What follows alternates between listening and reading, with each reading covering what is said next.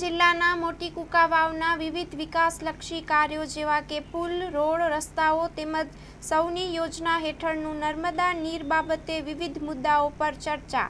Story report by પ્રકાશ વગાસિયા, કુંકાવાવ. ભારત માતા કી જય. હું સરપંચ સંજયભાઈ લાખાણી, મોટી કુંકાવ ગ્રામ પંચાયત.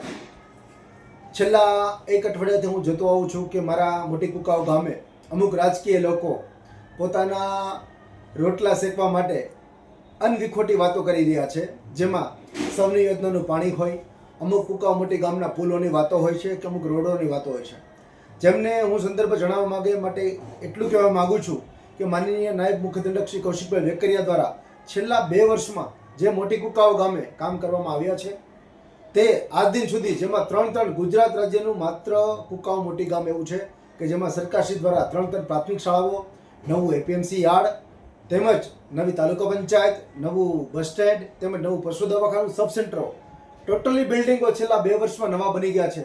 તો આ સંદર્ભે કૌશિકભાઈ વેકરિયાનો ગામ તરફથી ખૂબ ખૂબ આભાર વ્યક્ત કરું છું. અને આવા લોકો જે ખોટી ભ્રમિત સમાજમાં ફેલાવી રહ્યા છે તેમને પણ કહેવા માગું છું કે પોતાના રાજકીય રોટલા શેકવા માટે મારી પાસે સૌની યોજનાની ટોટલ ડિટેલ છે.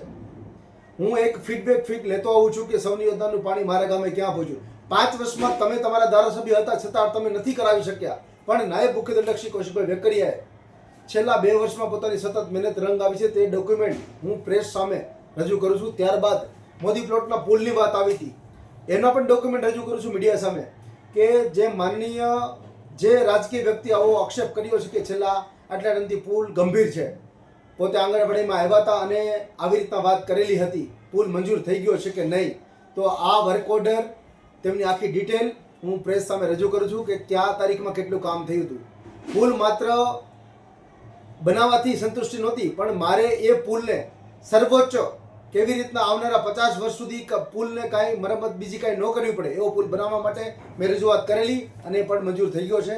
તો આવા ભ્રમિત લોકોની વાતોમાં આવી અને રાજકીય રોટલા શેકતા હોય તેના માટે સતર્ક રહો. અને સરપંચ તરીકે હું ગામ લોકોનો ખૂબ ખૂબ આભાર વ્યક્ત કરું છું. જય હિન્દ, જય ભારત.